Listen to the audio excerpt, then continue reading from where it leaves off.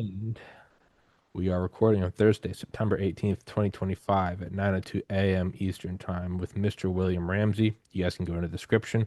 You can find his Twitter. He has been on my show, I don't know, 15, 20 times now. He has several books out. And I think that the scariest one was talking about the global death cult. But I mean, smiley face killers is also fascinating. Um, I really, there's a reason I keep having you back on. It's because I enjoy talking to you. But no, we were just saying about I kind of view the whole sometimes like when I have a guest on and they're like, "Do you mind if I record?" My logic is, and it's not the same. This is not the same logic for the smooth brains of like, well, that's like saying the First Amendment doesn't matter because you got nothing to hide. No, no, no, no, no, not that. In a podcast where you're recording someone, it's the Dr. Seuss. It's those who mind don't matter and those who matter don't mind. If no one has any intentions of doing anything remotely off, they don't care if you also record. The only people that are concerned if you record too, they're like, well, why are you recording me? It's like what are you talking about. So you and I are friends. You and I have done this, but dude, I go on shows all the time. I don't care if if they say I can or can't record. I record. Oh, it's a two-party state. Shut up. I don't care. I'm not letting you do me dirty.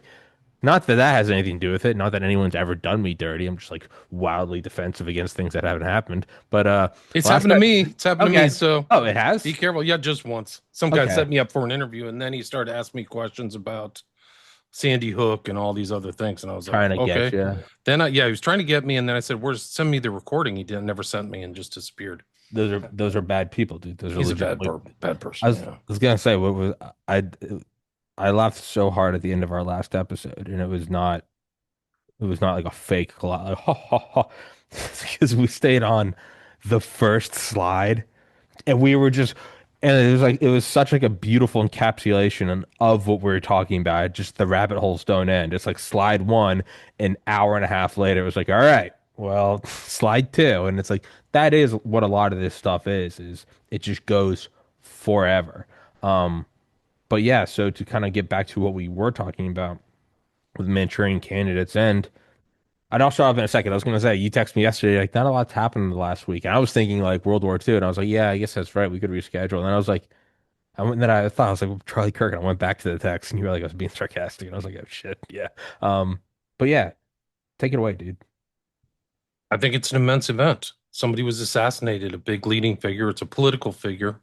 And it's interesting the timing too, because I've done other shows talking about this concept of a Manchurian candidate, but also the film, because the film itself is instructive on all these things. And then Charlie Kirk gets killed, and the cover up starts right away. People get involved. Netanyahu gets involved for some strange reason. Why is some head of a foreign country even commenting on domestic events here?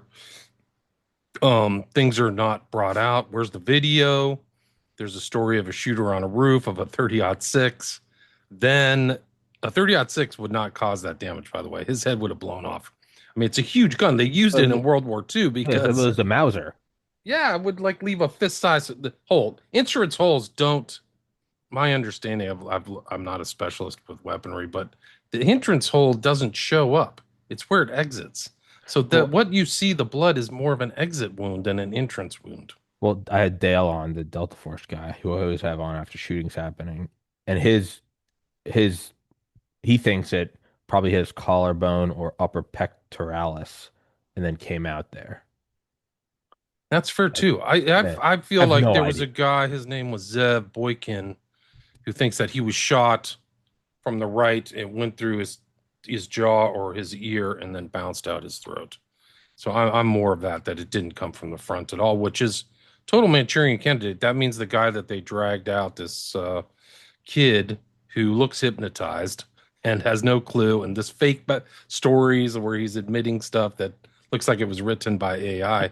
I This is listened, getting worse. I listened to Tim Dillon last night, and he's reading the text, and he goes, "Could there be a more convenient accounting of events?" Like, Yeah, no, I mean it doesn't make sense. The story on the roof, the fact that he's on the roof, the timing. He like they found a Mauser. It's almost like, finding something on the sixth floor depository. So these studies of prior assassinations are very instructive to current ones. And I think that that's kind of like why the Manchurian candidate's important, but also looking through everything that's happened since the 60s leading up to today, because they seem to use the same playbook all the time. But I don't think that this is a lone nut and that it's some kind of trans thing. All these assassinations, if you look at these, there's some kind of let up where pressure is building. So in JFK, there is the Bay of Pigs and the Cuban Missile Crisis, and people are more and more pissed. And then there's talks behind the scenes. There's Northwoods and all this, and they're just getting more and more angry. And the same thing happened with JFK as he's riding to power. He's saying he's a revolutionary. MLK changes. He comes out against the Vietnam War. Malcolm X is a firebrand who can really speak, but he's also morphing. Malcolm X is moving from the Nation of Islam, which was seen kind of as a kook group, into an even more kind of philosophical sensibility. So they couldn't have that guy change. If you look at Kirk, the same thing is happening. He's this young kid, starts at 18, and he's starting to morph. He's starting to not be, toe the line. And you see these weird meetings that are taking place. These, like, people have exposed this, like some of his earlier friends. I don't know if he was still friends with Candace Owens, but a lot of these people are putting out this information that he's like, people are having this come to Jesus talk with him. Like, we're going to give you money. You're going to leave off this. Mm-hmm. And then all of a sudden he ends up dead in Utah. So you can see that same pattern. I mean, there's a myriad of other assassins where this stuff happens. So you can see the machinations behind the scenes, the conspiratorial elements that precede these shootings. Yeah, I mean, and I remember what always and I now I just have like I feel like I have to say it.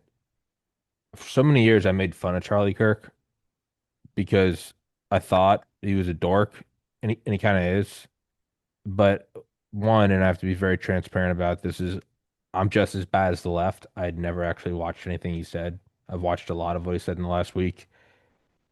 He's not a dork or an idiot at all. He's not a crazy ethno-fascist. And I also realize, and I have to be more honest with myself about this, whenever I see someone, I go, that guy's a loser. I also have to be very honest and go, I think I'm deeply, deeply jealous. He has a wife, two kids, 1,000 times, 1,000,000 times more followers than I do. He's achieved success. So that's just me. I personally have to just like vent that. But I will say, in 2023, I was doing a show, and I remember saying like the reason why I think October 7th isn't true is, and I'm sure I disparaged him. I was like, Charlie Kirk, that effing whatever. He doesn't think we're being told the story. And I was like, and that guy's like a Zionist cuck. And that is, I think he started to kind of stand. He turned down $150 million. He turned down a flight to go see Bibby. These aren't offers where me or you are offered something from Spotify and we go, I think I can get more from Rumble. That's not what this is. This Right. is, here's a lot of money. Option B is not that we don't give you money. It's that you're dead. It's pretty incredible. And he was in a very rarefied air. Like, I mean, I think Air that Force One, meeting with world leaders. talking about no Iran influencing people, he was a political, he's a cultural and political figure. I Absolutely. I think the revenues of Turning Point were like 80, coming up to $80 million a year. It So was, 150 yeah. million isn't that great of an offer. If you look at the standard kind of calculation of a business is how much revenue they accrue over 8 or 10 years. Like this guy was on the ascent. He's only 31 too. So it's the guy is super duper young, man. Like he was just getting wound up. Possible presidential contender. I think A just 1,000%. tall, 6'5", Yeah. charismatic, had all the background of like a right wing influencer, Christian, all that stuff.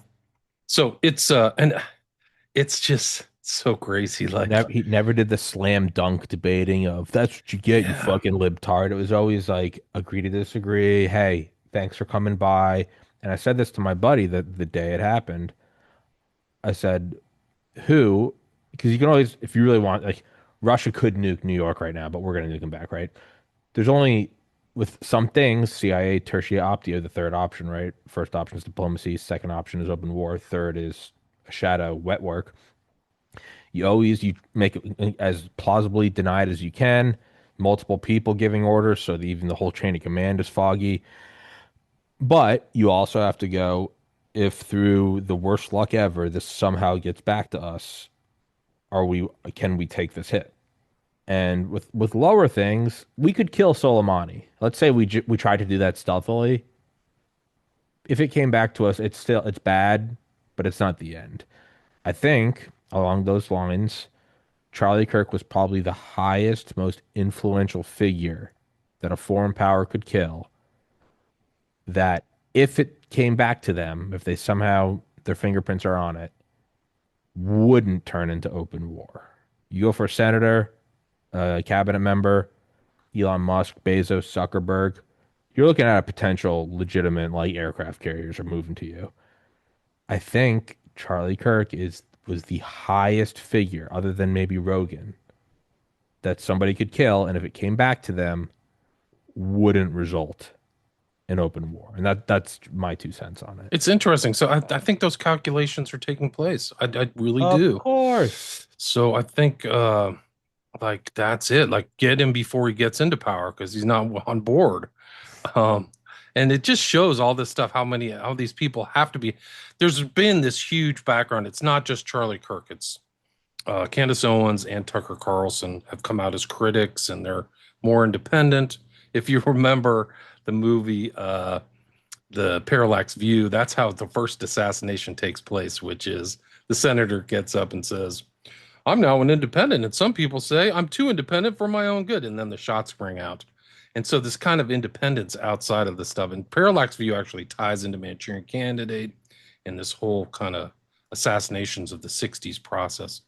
And it kind of popped out because Beatty is actually friends with Frankenheimer, who directed um, Manchurian Candidate and was part of their kind of salon, their group, their intellectual left wing kind of entertainment group. It's another great movie. It's actually one of my favorite movies, The Parallax View. It came out kind of later, 73 or 74, but it's about a patsy and its political assassination.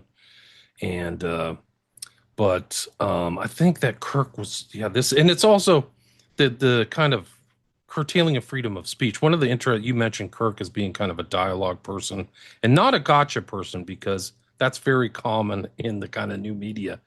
But if you really watch him, I mean, the left always likes these like infantile labels of racist or transphobe or all these other things. But he's actually pretty easygoing. And a lot of these people, like the whole racist trope, is just not really fair for him. He had tons of friends, Candace Owen. If he's a racist, he's not doing it right because he had a lot of African American buddies and a lot of gays too. Like, so this he wasn't. These labels don't apply to him. They're fake, and the left needs to kind of grow up and you know they're only going to lose credibility over time just by these ridiculous labels that they place on people.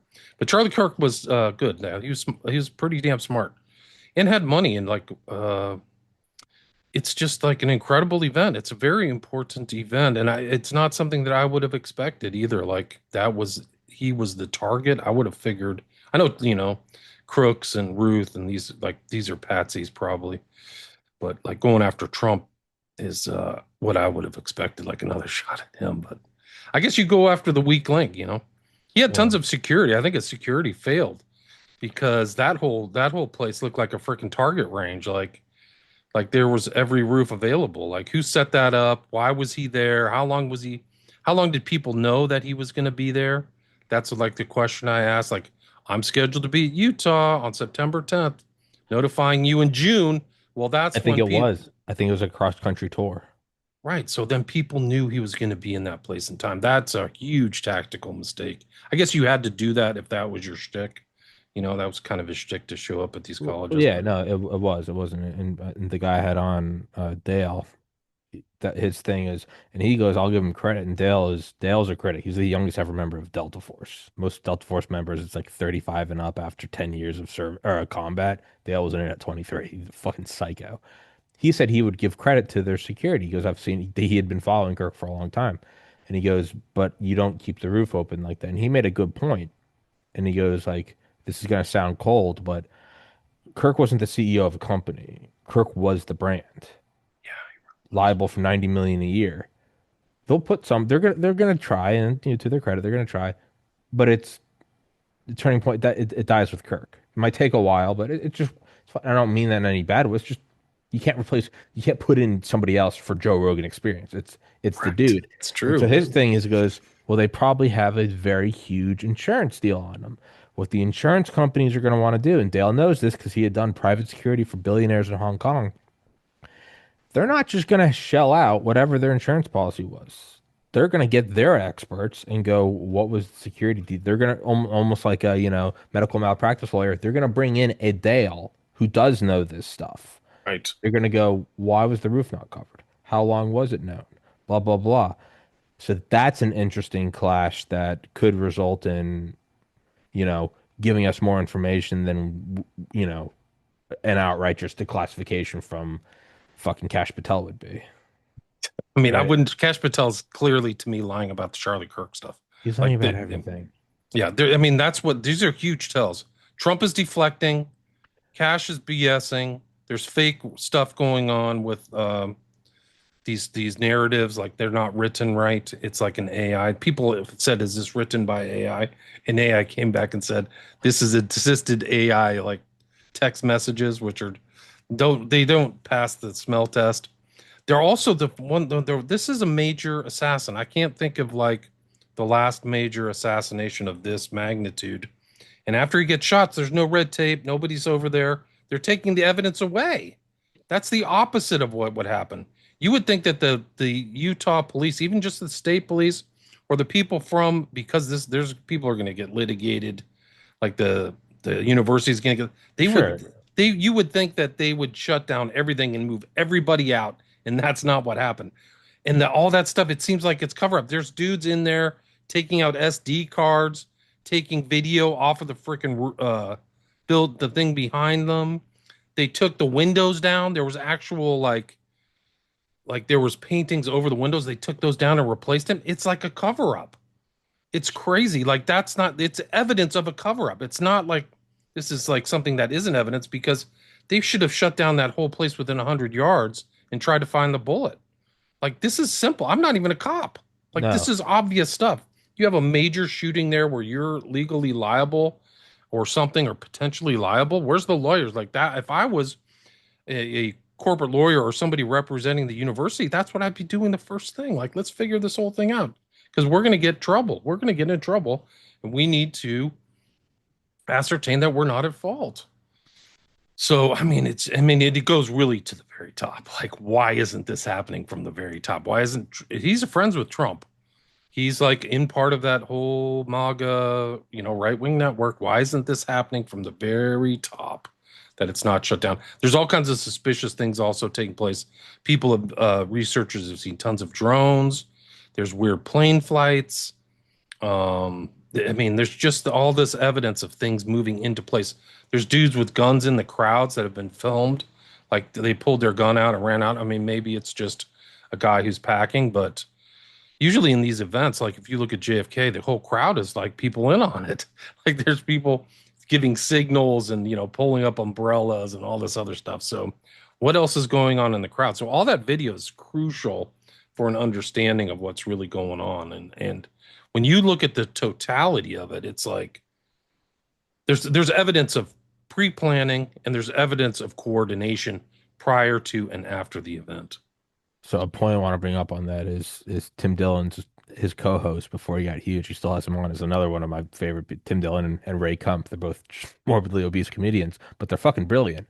And I was listening to an old show with Ray Kump way back in Epstein, and Tim's like, yeah, so apparently they had like shipped cement trucks out there and expedited. He's like, I don't know what that means. And Ray goes, they're using cement to cover bodies. And they're like, and then Tim goes, and then they have, they have a temple. And Ray goes, and that means they're doing sacrifices. Like, and Ray's a very liberal guy. He goes, we have to stop with these bulwarks again. He goes, just call it what it is. And they did an episode yesterday.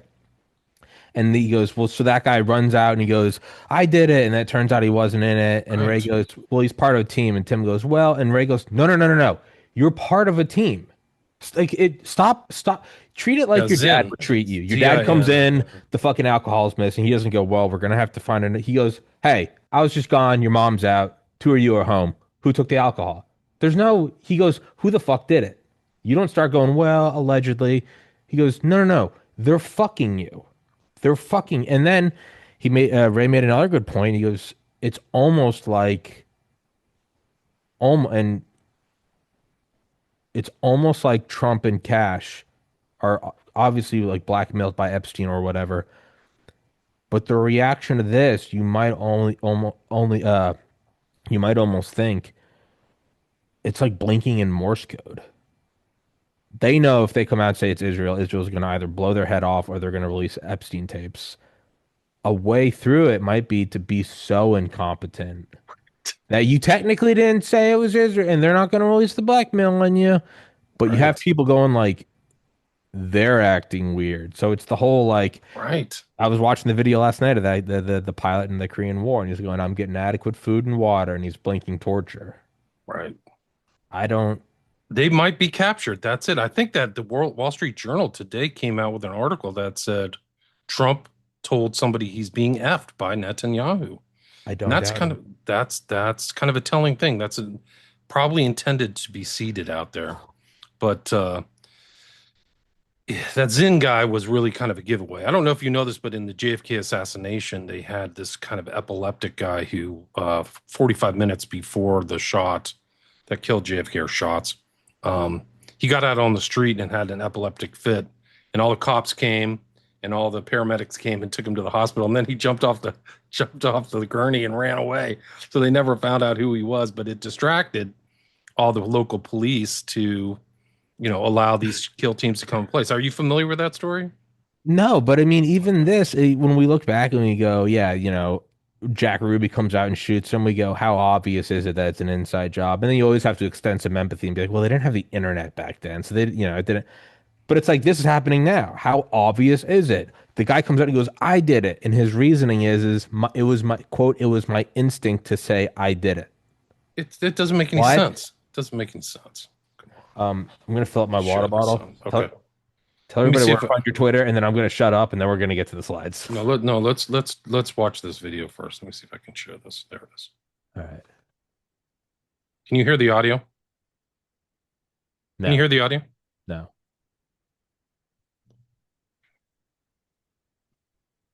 Go get some water. Let me see if I can figure out the Tell, audio. tell everybody where to find your books. This okay. Yeah, you can find me at William Ramsey Investigates on my website. But let me see if I can figure out this share. This is from JFK. This is from the film JFK. And I can't even figure out this whole share thing where I can't get the audio to play. Share sound. I do want others to hear this. We have the. So what really happened that day? Let's just for a moment speculate, shall we? We have the epileptic seizure around 12:15 p.m., distracting the police, making it easier for the shooters to move into their places. The epileptic later vanished, never checking into the hospital. The A-team gets on the 6th floor of the depository. Now, they were refurbishing the floors in the depository that week, which allowed unknown workmen in and out of the building. Can you hear There's can you the hear the audio now? There's Okay, the good. audio. Yeah. No. All right, Yeah. watch this. This is All the courtroom scene JFK. Listen. So what really happened that day? Let's just for a moment speculate, shall we? We have the epileptic seizure around 12:15 p.m., distracting the police, making it easier for the shooters to move into their places. The epileptic later vanished, never checking into the hospital. See, this is the evidence of coordination for So what really JFK. happened that Zinn day? is the evidence of coordination for Let's just Kirk. for a moment speculate, shall we? We have the epileptic seizure around 12:15 p.m., distracting the police, making it easier for the shooters to move into their places. So they're using these. That's the whole thing. Is these studies of all this stuff is they're using the same game plans. To move him into place. Move things into place, distractions. The cops are distracted. That's why there's no cops after the event because they were grabbing this guy Zinn or something. That's why when you focus in on the scene of the crime, there's no yellow tape or anything. They've all taken this guy away or something. So it's very Vigilant brilliant. Guardian. Operation Vigilant Guardian. NORAD's doing exercises that day about hijacked planes. So it's pretty incredible. So that's it. There was another guy who had like an airsoft gun that was down the street or something like that. But why he was walking around outside with a rifle is also questionable. Like that's a trigger symbol, even though it's not like a real gun. Like what's he doing at this time, farting around that the police would want to pull him over and investigate him? That's also another tell. There's a whole list of tells. And even some of the tells is like the activity of like the denials that are taking place on social media and the use of like conspiracy theorizing and all this stuff. You don't have to protest that much. You just, if it's there's nothing there to behold, you don't have to kind of shape people's perceptions. But that's what's happening after the event. And certainly Netanyahu's involved with that too. So this is a very serious situation. It's very dicey, no question. So, and my buddy, Stoley said, you know, because I think a lot of people go, it's, well, he's questioning Israel, so you pop him. Okay. And another obvious one is incite civil war, right? Charlie Kirk figure versus the tranny with the, you know, whatever. Okay. Um, but my buddy Stoley had a good point, and it's what you brought up. Get him before he goes into politics. Well, who's Charlie Kirk also good friends with? JD Vance. And he goes, this was aimed at Vance. Right. Right. I mean, we'll see. It's going to be interesting. They're having like some kind of like public speech here in a week where all these guys are going to show up and memorialize Kirk. And it'll be interesting to see what happens, what they say. Sometimes there are tells. And then this whole kid that they have is very strange. Like just the whole story around him is strange. Watch this video. This is supposedly the guy who shot Kirk. They're telling him he is going to have the death penalty. Look at his response. Watch, listen. Other business that we need to address today, Council. Just for the court's information, we did file just recently, within the last few minutes, a notice of intent to seek the death penalty that was filed by Utah County Attorney Jeff Gray. So that should be in the court's file. He's filed the death penalty. He doesn't even move. And I saw this video last night. Is there not a higher resolution? Because that's important. Because he can't make out his pupils. That's what I want to know. We did file just recently. Well, the other thing, this guy is under suicide watch in a special facility, so he's not even in a normal hospital. I mean, this here's the thing. This plays into all these other guys who've been tampered with, like Sirhan. It's not a joke. Look at this. This is like suspect Charlie Kirk assassin under quote special watch in separate housing unit. They can put him through the treatment, and in about 3 or 4 days of sensory deprivation, drugged food, psychological driving, he'll think that he's a Tyrannosaurus Rex from freaking the other side of the universe. Yeah, they'll break his ass. They'll break you. Yeah, no, I think that's why he's in a special separate unit. He's going to be the patsy. They're going to create him. He might have been before, I don't know, but they're going to zap him, I think, in my opinion, and he'll be like all the other ones. He won't even know. Like, he'll be like, man, I didn't feel like this before. Now I'm in this jail, and now they're telling me I did it, and I don't have any memory. I'm amnesiac, and okay. And that ties in right into the Manchurian Candidate themes of all this other stuff that happened in the Manchurian Candidate. Watch this video. This one will give you the shivers. I still can't even believe this. You know, I've been talking about the Manchurian Candidate for like a month, but watch this one. This one's disturbing. So this is like, they got to change their scripts. I will be coming to college campuses, many of them this year. It's been decided that you will be dressed as a priest to help you get away in the pandemonium afterwards. Chun-Jin will give you a 2-piece Soviet Army sniper's rifle that fits nicely into a special bag.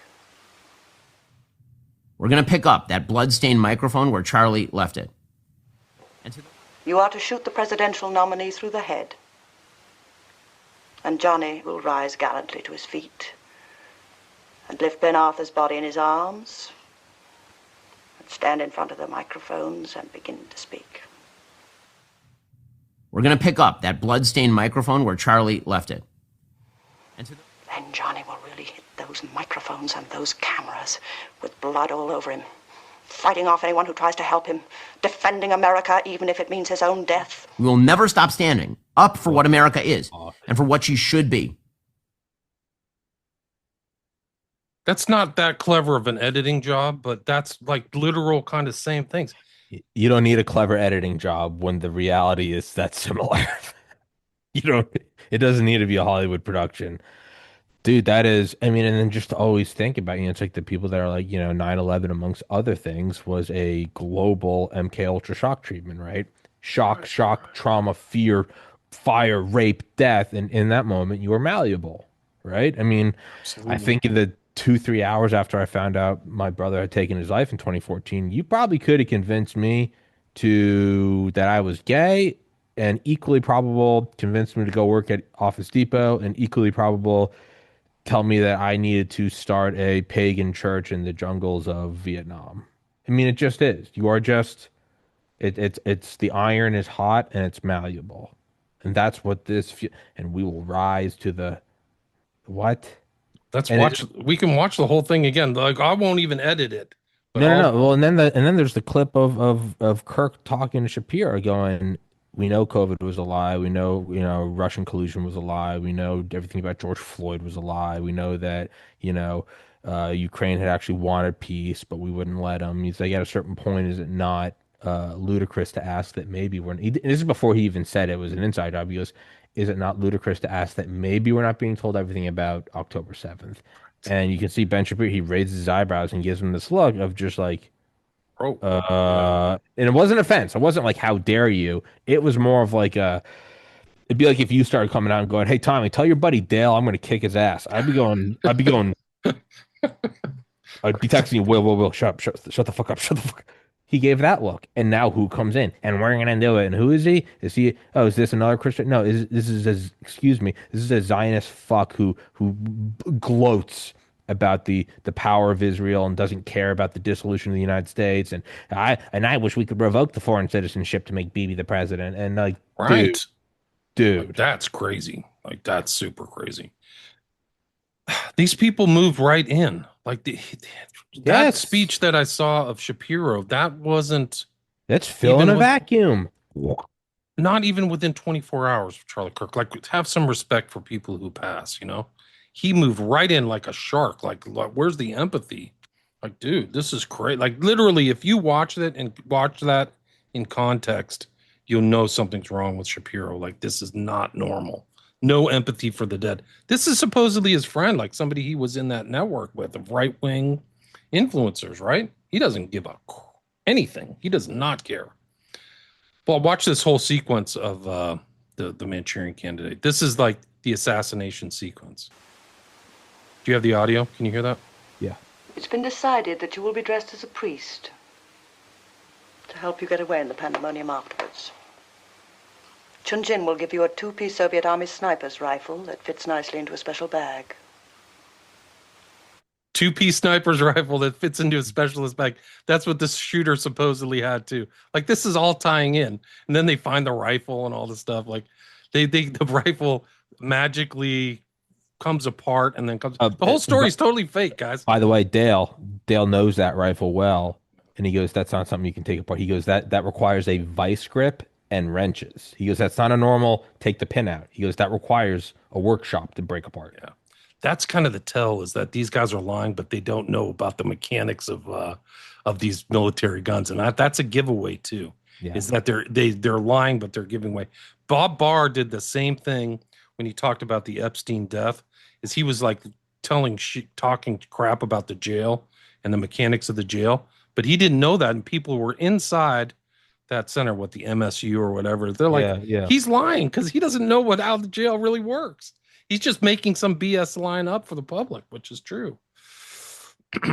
There's a spotlight booth that won't be in use. It's up under the roof on the 8th Avenue side of the garden. You will have absolutely clear, protected shooting.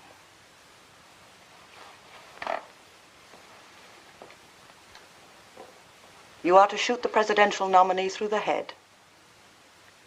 And Johnny will rise gallantly to his feet and lift Ben Arthur's body in his arms and stand in front of the microphones and begin to speak. The speech is short, but it's the most rousing speech I've ever read. It's been worked on here and in Russia on and off for over 8 years. I shall force someone to take the body away from him. then Johnny will really hit those microphones and those cameras with blood all over him, fighting off anyone who tries to help him, defending America even if it means his own death, rallying a nation of television viewers into hysteria to sweep us up into the White House with powers that will make martial law seem like anarchy. Now, this is very important.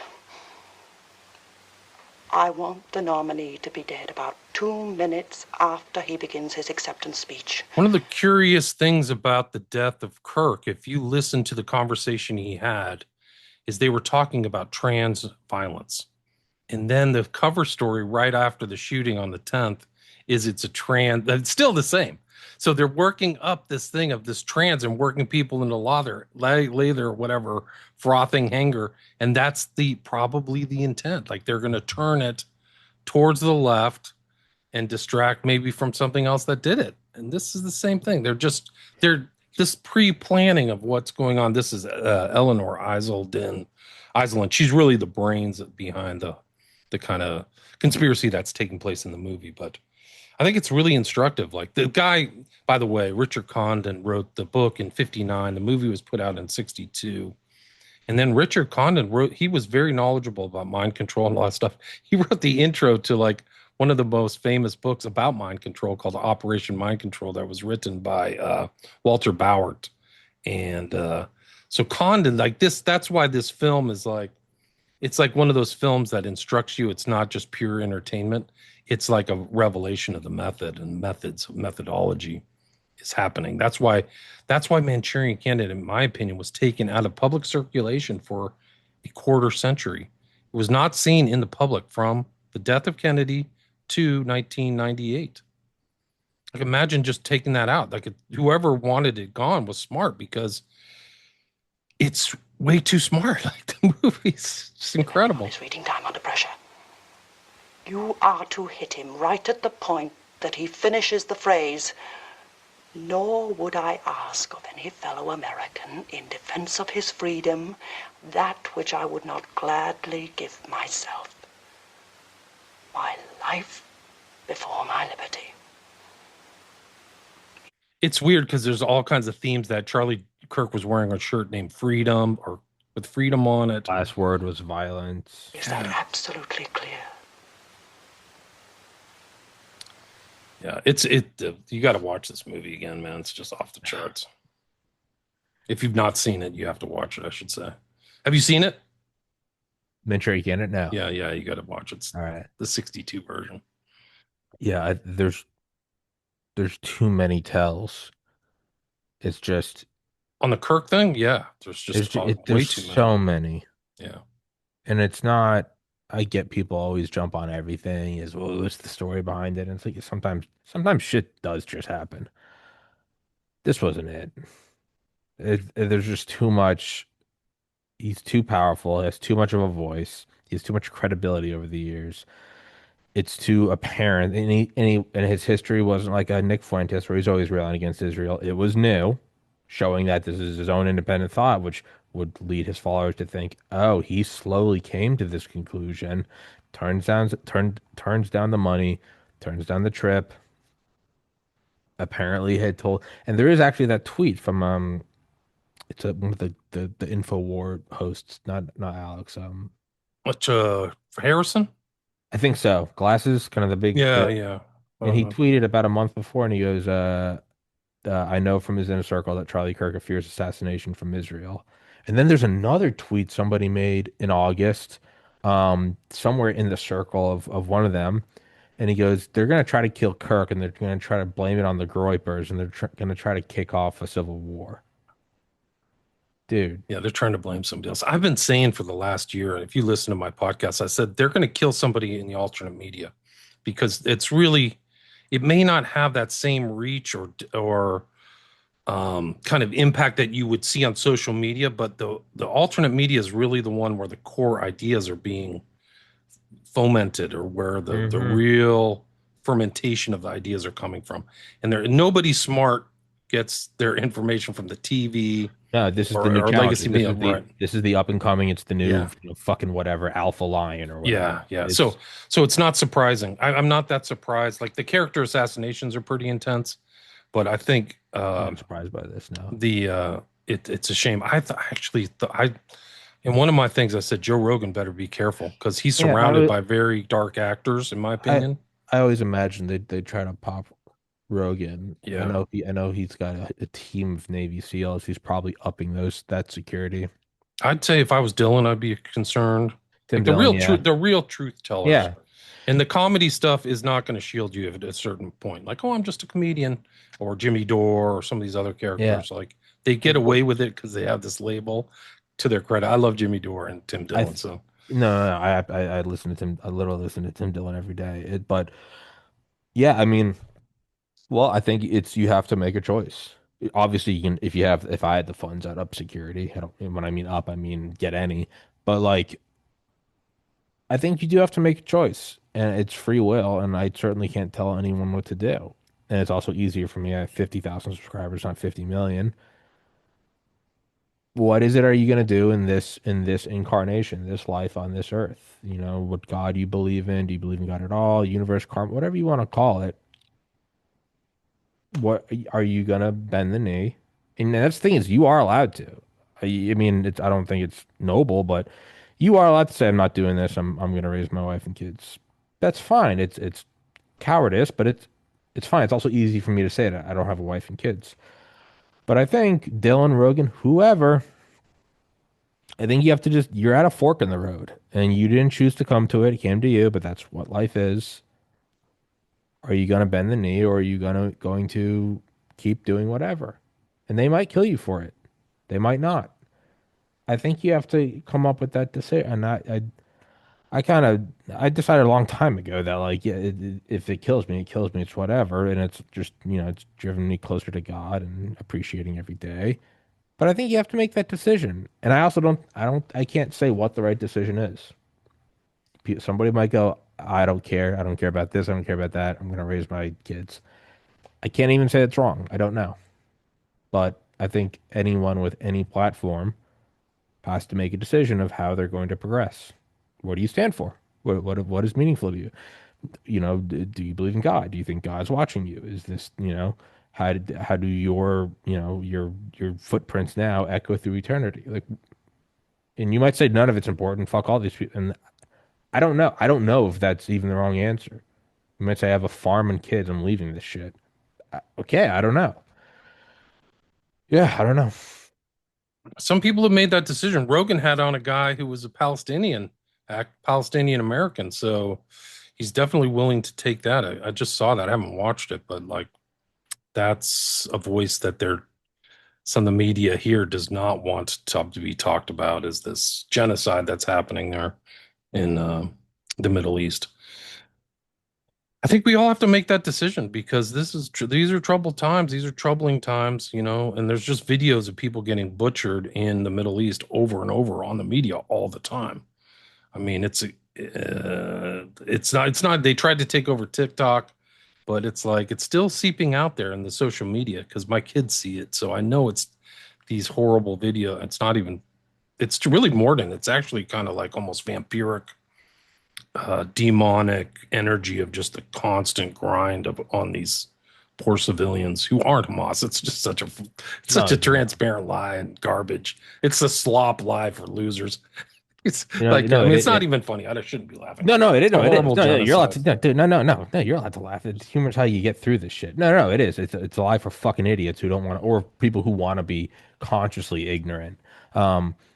My lot, and it's based on nothing but just my own, game theory in my head, is I've always figured that by the time they're willing to kill you for something, the thing that they're willing to kill you for, so they're trying to shut you up, is because they're doing something that is so bad that it also includes killing you. And a better way to say that is, and obviously 9/11 the story isn't real, but let's just say it is. Do you shoot down the plane full of passengers? Yes, it's hijacked. The pilots are gone. They've already crashed into the Twin Towers and the Pentagon. The plane is going into a target. It's going to miss the target. It's going to hit the target, whatever. Everyone on that plane is already dead. Everyone at the target is not dead. You can make a decision, and it's a vicious decision, but it's in front of you, and it's okay. 300 people on a plane and 1,000 people at the target. That's 1,300. Or you shoot down the plane and only 300.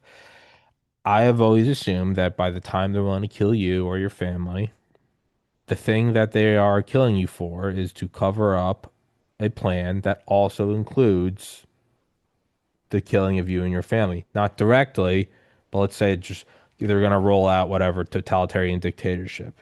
You and your family are probably going to end up dead in a gulag anyway. So you have to make a decision. And you go, well, those both suck. Agreed. Those both suck. This is evil. The evil's real. Yeah, evil's Sorry. definitely real. They're That's the very silver evil lining in stuff. this, though, is I think a lot of people are, I know, anecdotally, virtually every left-leaning person I know is unsolicited, voluntarily making posts about this is do not cheer this on. This is grim. What the fuck is wrong with you? And I don't, some people are like, yeah, they're coming over the right. I'm like, forget the politics. I think there are people realizing that evil's real. It's real. Not in like, corporations. When you see people, I mean, their eyes are lit up on TikTok. Charlie Kirk is dead. I'm like, that's a demon. Right. It's That's like a that demon. you're saying Yeah. demon, tell me your name. That's Yeah. what it is. I think it's involuntary. I think the people cheering it, I think this is involuntary. I think you're right. It's very strange. Like I don't know. I respect Charlie Kirk now, but he's a generation after me. yeah. So I didn't see that. Wasn't in the cultural zeitgeist as he Yeah. was. But like, I don't understand this kind of demonic glee that they got after him getting shot in the head. And a lot of people happened thousands and thousands or tens of thousands of times, and lots of witnesses. And a lot of people then felt compelled to actually share their demonic glee on social media, which is even more strange. Like, I gotta go share how great this is. Like, why do you think like that? I think it's involuntary. I really do. You know what Duper's delight is? Yes, very much. Yeah. Duper's delight, for everybody listening, it's an involuntary reaction of when you get away with a lie. And they smile, and the most famous ones are the guy and the chick in Congress, but they do it all the time. You get Will's going, Tommy, you promise you're not recording right now? And I go, I promise. And you go, okay. And it's an involuntary, like, you try to hide it, but there's just like there's a slight, it's involuntary. I think this is involuntary. I really do. And I don't think it's a psychological thing. Do you think those people on the left who like take demonic glee out of the death of Kirk, that they've been programmed or they've just been hammered by propaganda or something, that the right is pure evil for decades or years or something? Like, I don't understand, because I can't listen to their news outlets and stuff. I don't know, but I know people on the left who are like, I'm not cheering that he's gone. I'm also not going to sit here and, they're like, I didn't like him, but no, it is wrong. I think those are normal people who are just going like, yeah, that's not right. You don't do that. Those are normal people who just happen to be left. I think the people who are cheering this on, and I don't mean this metaphorically. I don't mean with a guy with a biology degree. I don't mean this as a cover for some weird neural pathway. I mean this in the most literal sense. I think it's demonic possession. I am fully convinced that there are forces in this world. You can say, well, it's not demons. Maybe you can explain it away scientifically. Maybe in 5,000 years we discover it's some weird form of dark matter, and it's actually is a being, and it feeds off negative energy, and it's not woo-woo. I have no idea. But I do truly think this is demonic possession. In the most literal sense. And it's not a metaphor. It's not an allegory. I'm not trying to paint a picture. I mean, I legitimately think there are evil spirits in these people. I wouldn't be surprised. One of the quotes from the Bible, the New Testament, that came to me, seeing all these people surrounding Kirk, and some of them are very bad actors, is when Christ said, I think it's in John, and he said, didn't I choose all of you apostles myself, and one of you is a devil? And I kind of got that feeling like the people surrounding Kirk, some of them are very evil. Like, he was surrounded by some evil people. I don't think he sensed the level of iniquity that was surrounding him. And as people who know, like at the very end, the Last Supper, Christ says to Judas, go do what you must do. And the devil enters into him. And actually, Paul said the same thing too. It's in one of the epistles, but there was somebody who's fighting against the church. His name was Hymenaeus Alpha, and he was given over to the devil as punishment. And so, like, that's part of the punishment is you get evil spirit things, bad happen. And Christ is, delivering people from entities from the beginning of his ministry. So this is very biblical, this whole idea that there's some interdimension. I mean, the Bible's interdimensional, good and bad, right? Because you believe there's a heaven and Christ is in another place. He's listening to you for your prayers, or God is. And then there's also a bad place where bad, and that's actually strangely kind of plays out in a lot of cultures, even that aren't Christian, is the kind of beneficial spirits and then negative spirits. Almost, I don't know if there's a culture where you find that it's not there, actually. No, I think you're 1,000% right. And I've always said this, that the upside of seeing pure evil is the implication that there's pure good. When you see people who are, and you see it all, people, I mean, everyone I know is saying it. They're like, the Kirk assassination video is graphic. They're like, I have almost a worse feeling watching these people cheer. And you're seeing pure evil. And what you have to extrapolate from that is that unbelievable feeling of surrealness when you see just how dark people are.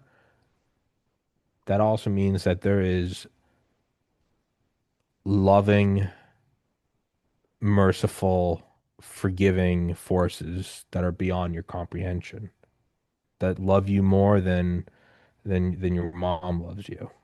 And you go, well, that's not possible. And you go, well, when you see evil, you go, I didn't know how dark people could be. That implies that there is a thermonuclear weapon of God love. And find solace in that and understand where you are and understand what this reality is. It's free will. How come God allows suffering? Free will. This is as real as it gets. You can choose God or not. And you're seeing true evil. Act accordingly. I agree. I think that I can't remember. Like, I wish I got to get back and start reading my New Testament. But it's like, I think Christ also said, "The love I give you is not as the world loves. It's from heaven," or something like that. I don't remember it verbatim, but it's like, I'm coming at you from a different level, And so it ties into exactly what you're saying. But yeah, you can. I mean, that's the whole thing, is you can see real evil in human hearts. Like, wow, you're really gloating over a guy getting shot in front of his wife and kids. Like, you're disgusting. You're swine, man. This is terrible. Like, you would wish that on somebody or gloat over that? Wow.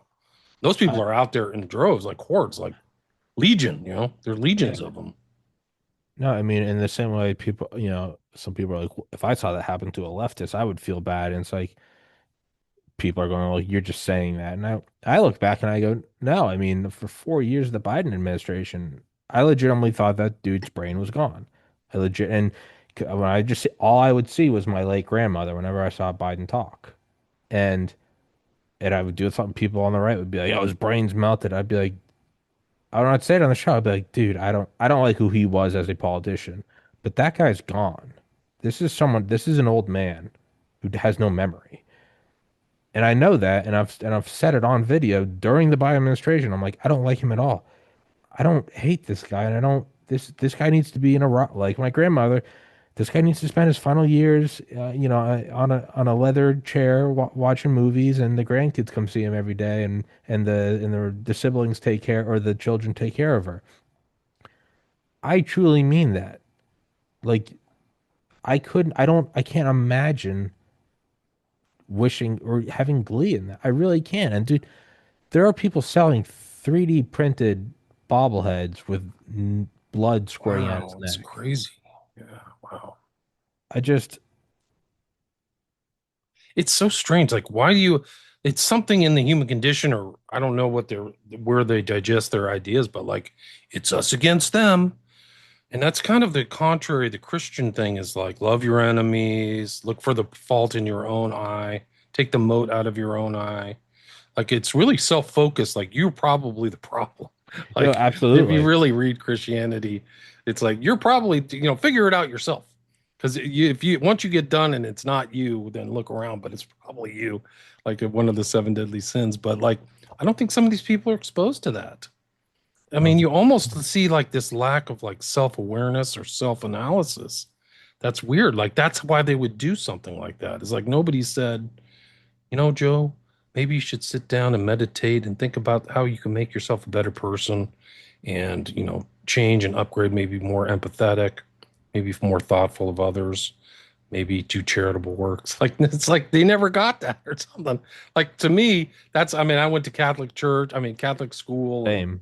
So like, that's what you get drilled into you, whether you like it or not. Like, literally ruler, like you get swatted with a ruler, you Yeah. drilled into you, which is really true. Like my I know. first grade Sister Mary or whatever, man, if you were paying attention, man, you get the ruler and your parents would be like, yeah, hit him again.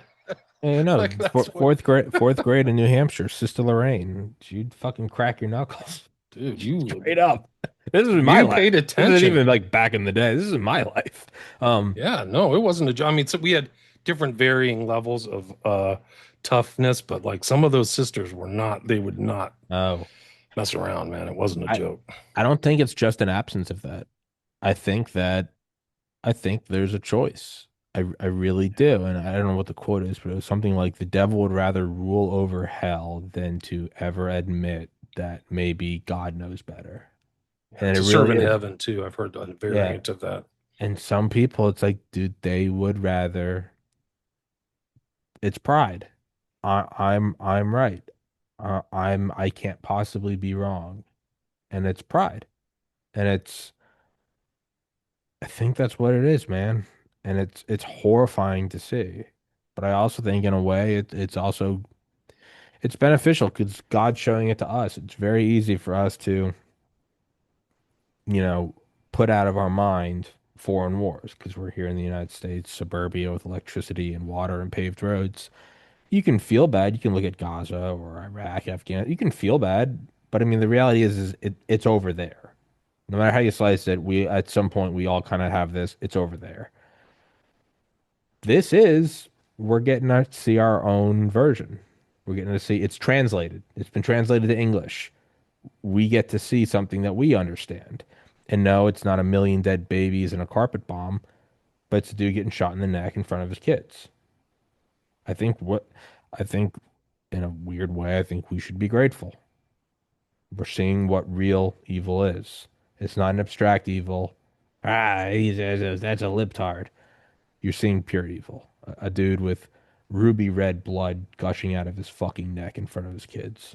And people seemingly reaching a sexual crescendo watching it. They had a clip. Did you seeing evil? Did you see the clip of TMZ where they were reporting on the laughing? Yeah, you can hear it in the background. Yeah. Like, oh, I think Charlie Kirk's been shot, and then the news comes out that he's dead, and like a whole group of them just elated. Yeah, like whoa. Before last week, with everything I know from 2016 through now, the podcast, Trump, blah blah blah. If you had told me people cheered on, I would go, I think they're pretty bad, but I don't know if I'd believe you that they're cheering it on. Even the last week, I'm no like, well, they're not that bad. Even I'm like, holy shit. I'm like, I would say something like, hey, I need to see video. How do I not know that you're just trying to rile me up? Wow.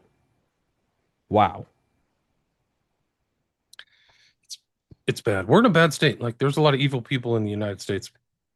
That's what I think. Like, wow, where'd you guys come from, and how did you get trained? And I think it starts from the educational and taking God out of schools, because, like, I think that's really been a loss. Like, I think that people need to do charter schools or something else. Like, people lost their moral compass. Like, you don't gloat over those things. You don't do it because it's like a karmic thing. Like, so as you judge, so shall you be judged. It's like, wow, you're really gloating over there.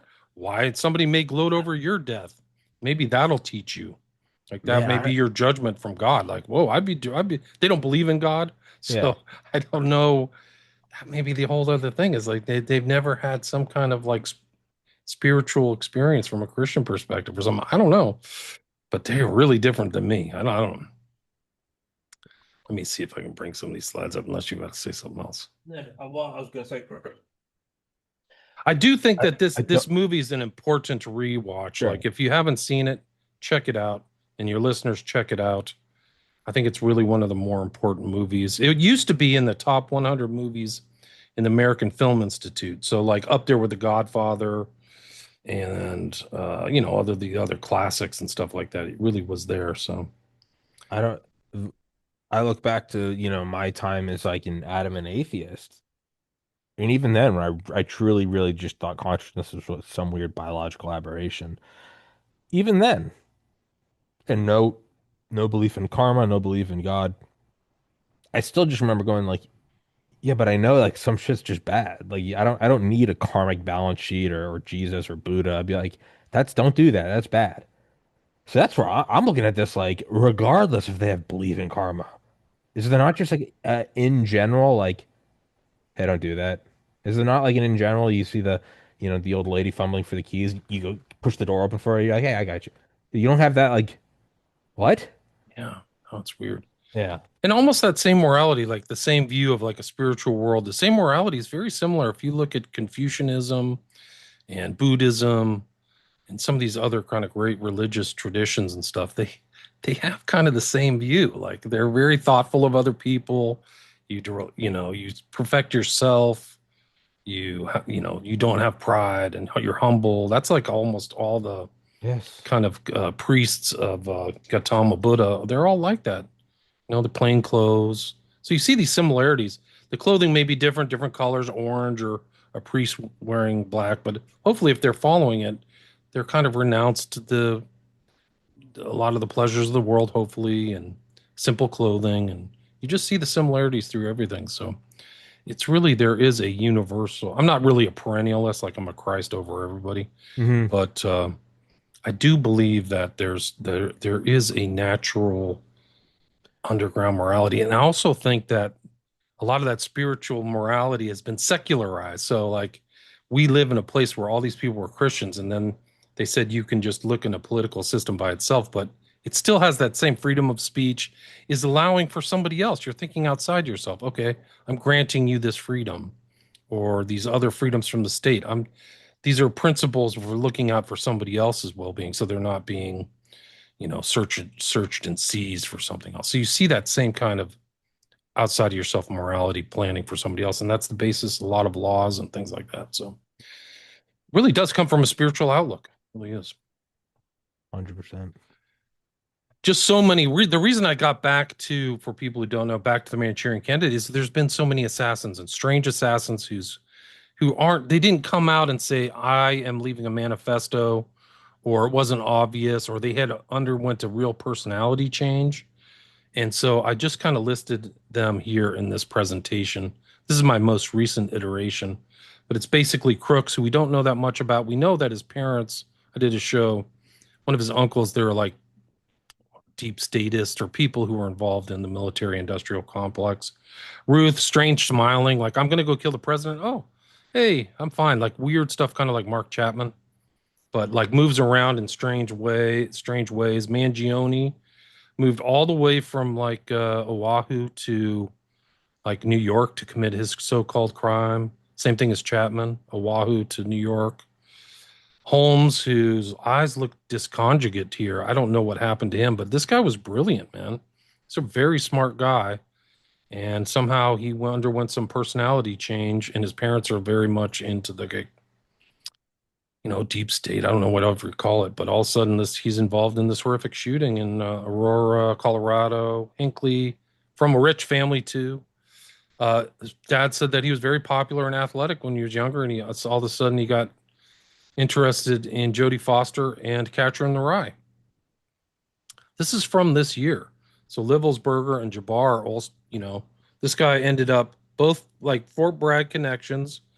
Livelsberger ends up in Las Vegas underneath Trump's golden obelisk, whatever, monolith, and blows up his car, supposedly. Like, that's the whole story behind him is really suspicious. And then Jabbar gets the desire to drive down Bourbon Street and run over 15 people in a truck based upon some kind of terrorist magazine. But Manchurian Candidate came out in, like I said earlier, 1959. That's Richard Condon, really smart guy. But even the visuals and stuff like that in the film are kind of portray this kind of shattering of the mind.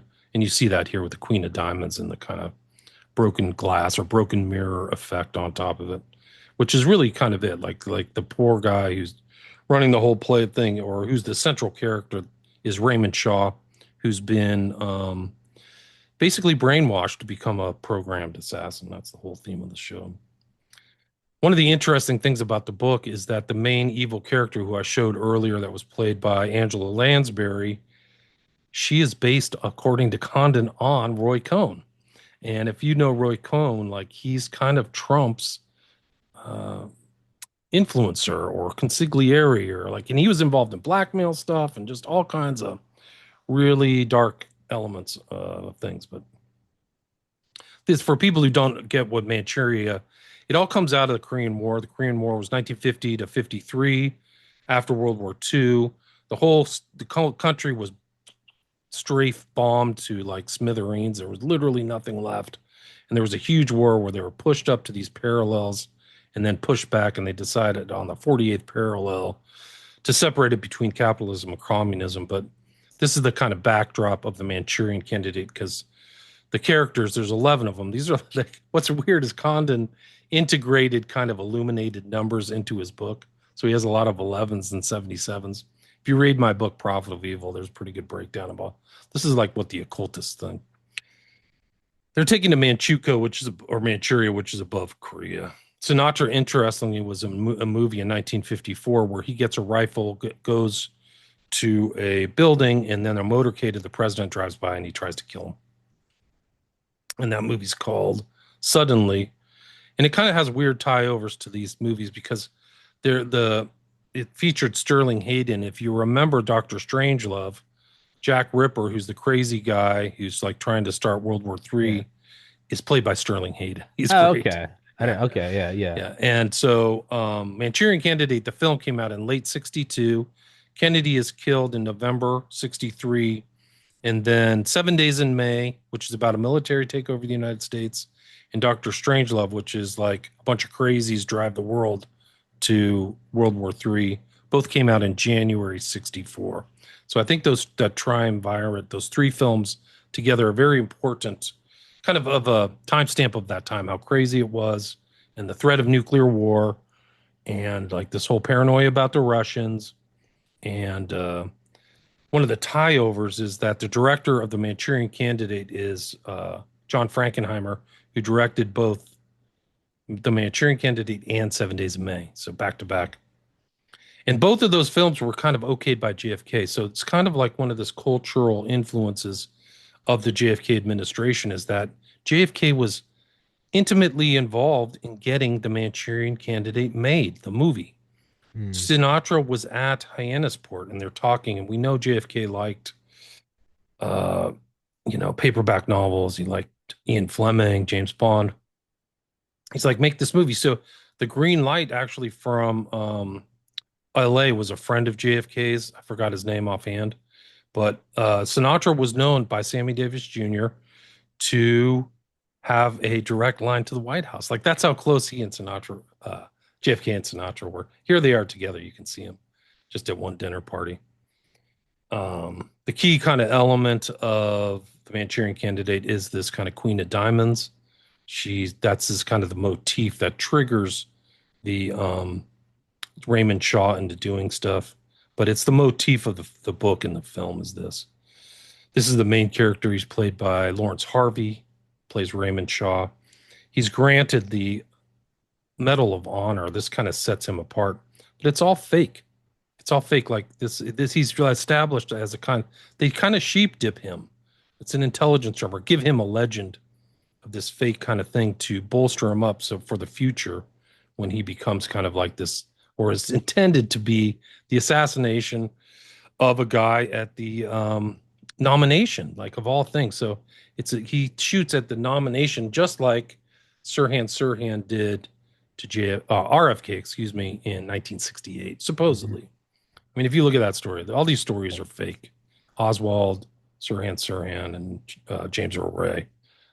None of those people took the shots. They're the patsies. He has a recurring dream. Sinatra does. At this one recurring dream, at a key point is at 311. So this guy knows Condon knows all the Illuminati numbers. There's the 11 member party that are abducted and brainwashed. This is the kind of main character, Yen Lo. But what he is kind of an avatar for all of the knowledge that was being put together about behavioral modification and MK Ultra and stuff like that. So he goes into this kind of spiel about these sophisticated academic papers about hypnosis and can people do things against their will and all this stuff. And it's very important because it's actually kind of based in truth. There was all kinds of studies happening in the 50s. There was a fear that these guys coming back from Korea were being brainwashed. You had mentioned earlier, this whole coded phrases and blinking and stuff like that, Morse code. And so that kind of set off the concern in the so-called free world. It's a whole nother story. But they were like, okay, they're learning stuff. They really were. The communist bloc were very much involved in kind of behavior modification. And struggle sessions and stuff like that are a form of behavioral modification, actually. They learned that they could put people under pressure, they would change, because they wanted to impose the communist worldview on them. Anyway, so like all these things were going on. For people who don't recall, MK Ultra was officially stamped to start in 1953 after Dulles became CIA head. He also gave a famous speech a week before called Brain Warfare, but there were other studies in behavior modification that happened before that. There was Artichoke, Bluebird. There was another guy by the name of Morse Allen, but the real kickoff was MK Ultra and a lot of sub projects and a lot of money expended, like a lot of money expended for that time, like the account, like $250 million in today's terms. So not chump change. Yeah. It's really a really clever kind of sequence because there's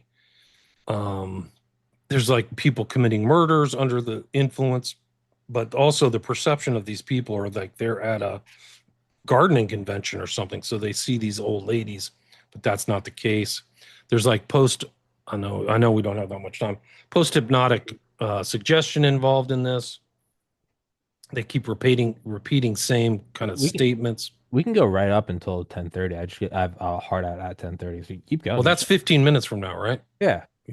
We'll keep going, and we'll just. Well, I'm just saying. So Yen Lo shows up. There's elements of NLP. There's this kind of concept within this kind of conditioning where people's consciousness or self-perception gets morphed into another character.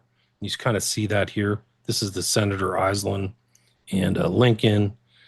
And then the Queen is interesting. Like there's certain sequences where the main character goes and jumps in a lake. And here's like, she plays the Queen. So we saw her earlier in that video. This is Angela Lansbury as Eleanor Island. And her character is based on Roy Cohn, as I said. He gets subjected to the Queen. He kind of goes back. He changes different states of his mind. So I think that's what they're trying to show you in this film, is like these people can have different mind phases and stuff like that. He goes off and shoots like his girlfriend and her dad over a black and white checkerboard, Masonic checkerboard. So there's little elements of this kind of occult stuff. And there's actually a pretty dark element to this movie, or the book, actually, not in the movie, but there's incest. There's like inter-family incest. She's having sex. Eleanor Island's having sex with her dad, and then she puts her son under a hypnotic trance and has sex with him in this sequence in the book. So, but it's not portrayed in the movie. And like I said earlier, this movie kind of came out in the context of 7 Days in May, which you see here, Dr. Strangelove. And then you can kind of go in and trace these other people that are like the main character, well, the assassin in Dr. Strangelove, Raymond Shaw, because these guys are all been washed. Sirhan for sure. I mean, that's a whole nother show, but like he did weird stuff, automatic writing, repetitive phraseology. He could go into a trance easy. Looks like Luigi Mangione. He really does.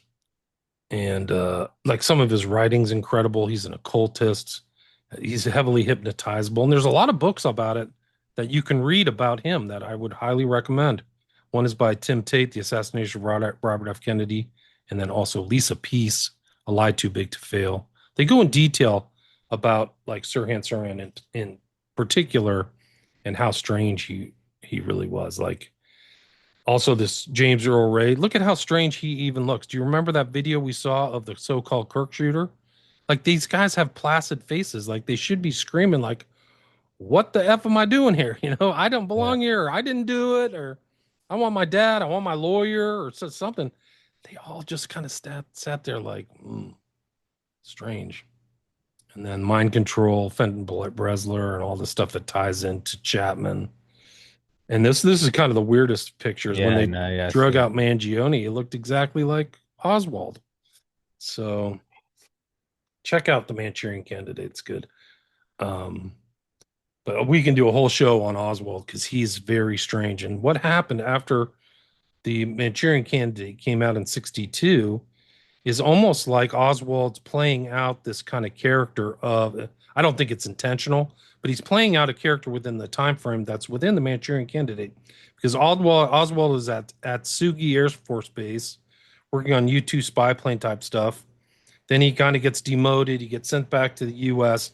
Then he decides to defect. He goes to Russia for 18 months and then comes back and supposedly tries to kill the president within a year. But I mean, he dies at 24.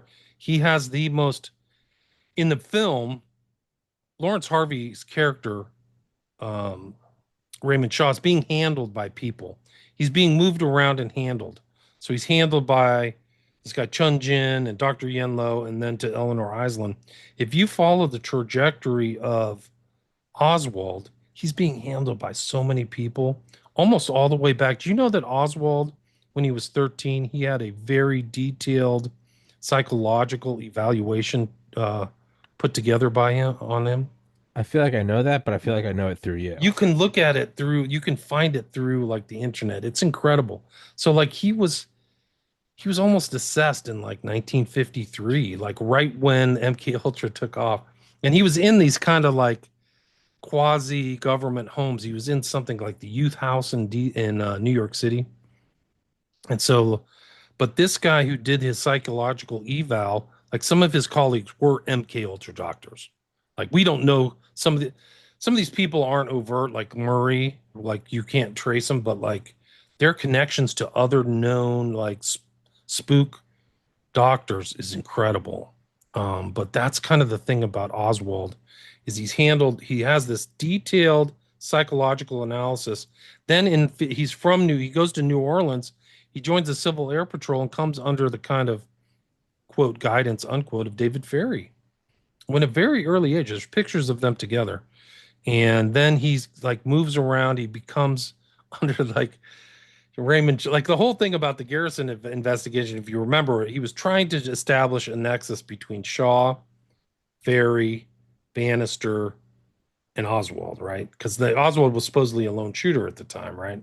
He just like was some rage-filled ex-com or wannabe communist, right? But Garrison's like, well, he's connected to very well-known anti-communist figures, and I'm trying to prove it. That's why he went after Shaw, and all those people, Oswald's around him. Well, you can see it in the movie JFK by Oliver Stone.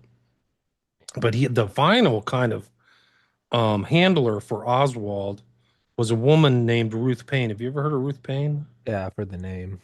She was kind of the person who went to New Orleans and picked up Oswald and brought him to Texas, to Dallas. She brought him to Dallas and she like set him up at the job at the book school depository. So like literally on the kind of shooting grounds or whatever. And there are rumors of her station wagon driving him around and dropping him off. But she actually lived with Marina Oswald and she just recently passed away. She passed away within the last 2 weeks. Wow. And Ruth Payne, there's a really good movie called Ruth Payne and the Assassination. People should check it out. It's by Max Good, but it goes in detail about her life. But what's interesting about Ruth Payne, which they never talk about, is that one of her best friends from like 20 years before the assassination is a woman by the name of Bancroft. And they were like gallivanted around Europe before World War II, and they would, party in carouse and stuff like that. Bancroft went later because she was multilingual. She later got a job as a secretary for none other than Allen Dulles during World War II. And she literally became her biography, which you can read, is an autobiography of a spy. So she was involved in like trying to overthrow Hitler and stuff with Dulles. And so then Dulles, the World War II ends, and Dulles goes on to become the head of the CIA in 53. Then in 63, this assassination happens, and the final kind of handler of Oswald is Payne, who's friends with Bancroft still, and Bancroft's lover is Allen Dulles, the starter of MK Ultra. It's left out of almost every JFK like analysis, but it's probably one of the more important components in my mind of the entire JFK assassination. It's so mind melting.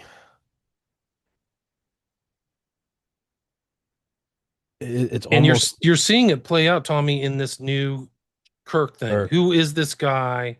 Who's his supposed assassin? Why is he acting this way? He's acting like an Oswald. He's acting like a Sirhan Sirhan. Why doesn't he come out and just give a statement? Like, hey, I would like to give my statement to the public. I'm a patsy. That's exactly what Oswald did. They suppressed it. But he's like, hey, I'm a patsy. Like, guys, I want a lawyer. I'm a patsy. And they punch him in the face or whatever. Why doesn't this guy come out and just give a written statement? I was not there. I do not hate Charlie Kirk. I'm from a Mormon, right-wing Mormon family. I was never radicalized. Just like something. Why isn't he just like that's? I mean, wouldn't you think that would be the natural thing if you, even if, I don't know, you just come out and say no, nope, didn't do it. Look at that whole statement. You're going to be tried for capital murder. You just looked at him like this. Yeah, it's because he's a Manchurian candidate and he's drugged. It's back to the Ray Kump thing, right? Operation Vigilant Guardian on 9/11, where all these planes are out and they're doing an exercise about hijacked planes. So when planes actually start getting hijacked, the comms are always like, is this real world or is this drill? Yeah, you look at that, you don't go, what a coincidence. You look at it, you go, oh, they're fucking us. Why is this guy doing this? Why is he acting so weird? How come his face doesn't change? Because they're fucking us. No, I don't have the evidence, and yes, you do need the evidence, but I mean, at a certain point, like, no, you're it's where's the alcohol? I don't know, Dad. All right, well, unless my dad always used to say this, like, well, it seems like a fairy came into the Kerrigan household last night and took the cake or took the alcohol, and I'm just very curious about that. And it's like it's because Dad's like, hey, shut the fuck up. Like, where's the beer? Where's the money? Where's the whatever? Yeah, it's at a certain point you go, well, why is all this? It's because it's because they're fucking us. Right. It's because they're not divulging anything. It why, goes to the why top. did a second guy come out and say I did it? Because he's part of a team. Like, cut it there. He's part of a team. Now, who is the team? I think it was probably Israel. But let's say it's CIA. Let's say it's China. Whatever. There's a team. There's a team. It's what it is. So we have to stop with this whole, I mean, for lack of a better word, like low testosterone. Like, well, I mean, we don't know that. No. Yeah. They're fucking you. Yeah.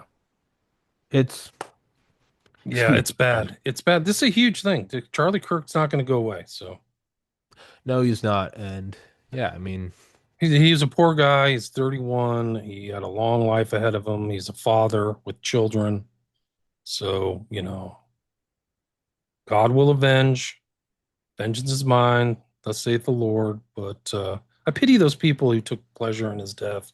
I do I too. pity the people who do. did this because I do too. Your karmic burden is you have a lot of kindling under your soul that's probably like a mile high. So they need either they are consciously in a dark place and they're hurting, or they're unconsciously unaware of how evil they are. Regardless, they need God. They need good, and I do pray for them.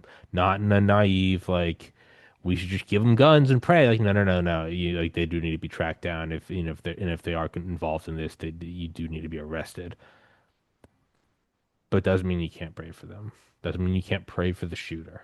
Justice. Really? What did Garrison say? Justice till the heavens fall. I forgot what he said. I don't know, but that's. But I think we're kind of back, and that JFK is going to be a model. Like it's going to be a model for these assassinations about what happened, the investigation. There's going to be people stymieing the investigation. There's going to be mis and disinformation, harassment of people. But there's a lot of really great researchers out there doing great work right now on the ground. Like there's a guy who said that really good stuff about the so-called shooter on the roof. Like, where's his gun and how did he get it up and why isn't he carrying it right now? They just the story that they've told us, he just took it apart. It doesn't make sense, at least for the shooter's story. So what they may do and may have done with crooks, that's why studying each one of these assassinations is that somebody may have just said, just get up on the roof and take a picture. We're doing a test for something in the future, give him a fake story. And then maybe he was supposed to get shot like Crooks, Yeah. Like I don't think Crooks took the shot. Somebody else did, but yeah. Yeah, it's we'll wrap it up with a quote from Charlie Kirk I saw yesterday. When it was happening, I didn't know what the answer was. I didn't know what the facts were behind the Russian collusion, what the facts were behind COVID, what the facts were behind Israel and Gaza and Ukraine and Russia. But if the story doesn't add up and you're a moderately intelligent person, chances are your gut is right. And I think that's how we have to look at this. I don't have the answers, no, and I certainly can prove this in a court of law. It's not adding up. Trust your gut. That's what it is. So yeah, it's not with adding that. up. No, with that, Mr. Ramsey, we're gonna wrap this up. We'll absolutely do another one. Yeah. Should be up tomorrow. We can just go through the assassinations because I got stuff on James Earl Ray. Let's do them all. I have another Hypno Oswald thing that ties into this, and then also Saran. So. Let's do it all. All right, peace. Thanks for having me. Brother. Great Thank to you talk so much to for your time, guys. Thank you for watching. Take care, everybody. God bless. Peace.